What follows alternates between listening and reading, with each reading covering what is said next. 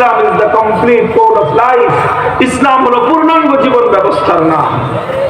ইসলাম হলো পূর্ণাঙ্গ জীবন ব্যবস্থার নাম। ইসলাম একমাত্র পূর্ণাঙ্গ জীবন ব্যবস্থার নাম। এই মহাবিশ্বের মধ্যে ইসলাম ছাড়া আর কোন ধর্ম, আর কোন মতবাদ, আর কোন আদর্শ ইসলামের মতো পরিপূর্ণ এবং পূর্ণাঙ্গ নয়।